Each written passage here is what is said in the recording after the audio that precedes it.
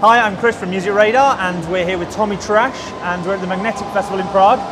So, Tommy, you're about to go on. We can hear drum rolls. Excited? Very. It's my first time in Prague, so it's sounding crazy out there. Yes. And what have you got lined up? I mean, majority of your set now must be sort of your own material, is it? Yeah, a lot of it is, depending on gig to gig, but yeah, there's a lot of stuff that's been released, that's been tweaked and edited, and there's also some unreleased stuff as well. So how is it with like getting tunes and finding tunes nowadays? Because the internet's kind of dulled the fact that it's dulled so everybody can get a lot of what used to be maybe exclusive and vinyl digging. I mean, do you have to work a lot harder now than you did when you started? There is, because there's just so many more things to sift through. So it's a full-time job. So do you find yourself editing your own tracks and stuff on planes, or you're one of those? Editing on planes and hotel rooms, just anywhere I can, any spare moment I have, I'm on the laptop.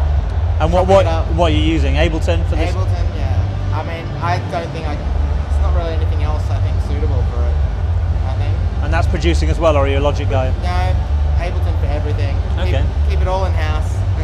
And have you ever thought about going down the Ableton route for DJing, like, you know, No. Funk Agenda and those guys? No? Not interested. No? And why is that though? Are you still track to track? Well, I used to use Serato back in the day, and I always spilled vodka on their laptop, so that was a pretty good reason. Yeah. Go through enough laptops then? Yeah. Okay. So now, you're going to spill vodka on the decks tonight? No, it's vodka free tonight. Maybe a bit of Heineken though. Yeah, okay. And what have you got coming up? So there's the release on Boys Noise Records, the remix for Destructo on that. Then there's another tune on Size Records, an original called Monkey in Love, and we've done a film clip. It's kind of like the follow-up to Monkey See, Monkey Do. We've teamed up with the Jim Henson crew to do like film clips with Jim Henson puppets, and yeah. Well, so that's mega exciting. So that's yeah. I mean, you know, I've been a fan of the Muppets since I was a baby, so to have a film clip with some. So how was it sort that out though? Is it just you give somebody some? Just sprinkled his manager dust. Okay.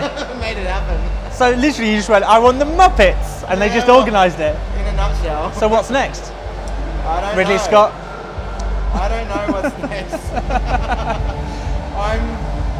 I mean, that's as far ahead as I can think right now. Let's just quickly talk about DJing generally. I mean, you started at vinyl, and like you said, then Serato, and you've gone from, you know, proper old school DJing in bars and stuff. You know, you've done the journey.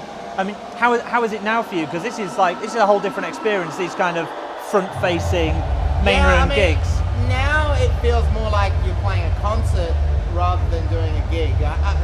Rather than doing like a DJ gig, and you know, like I find that now kids are coming to the shows and they're expecting to hear my original music or my remixes or anything that, you know, I've sort of worked on that they're familiar with.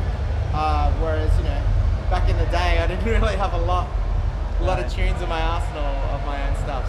So I mean, do you wish your sets could be longer? I mean, I know you're a busy guy, but those long sets for a guy that's come from the old DJ style.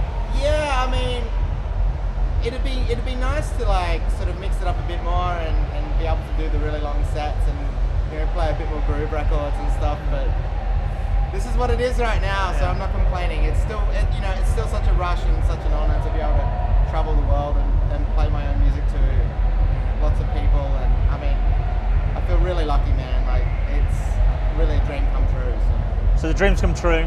What's next? What's the next dream for Tommy Trash? Where would you like to see yourself? Singer in a band.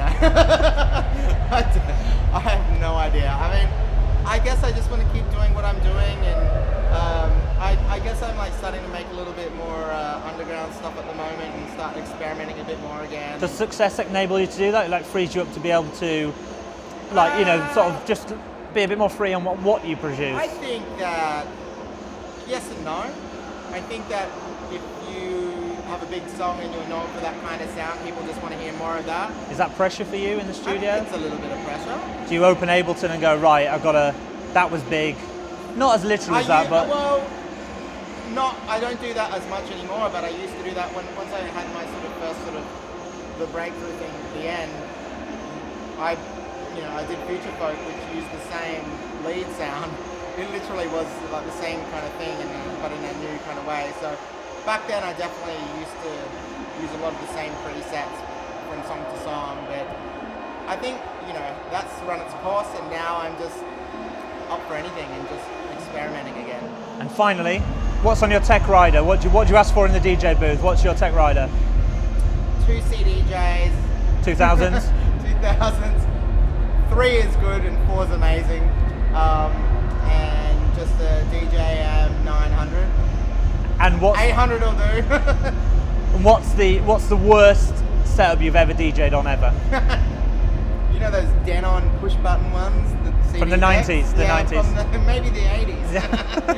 Yeah, I was scared of them. I didn't use them too much, but You can't really pitch on them, can you? Well, no, You've got a pitch bend and a wheel. They had the pitch bend, but it was like a plus and a minus thing, so you speed it up. Yeah, it was hilarious.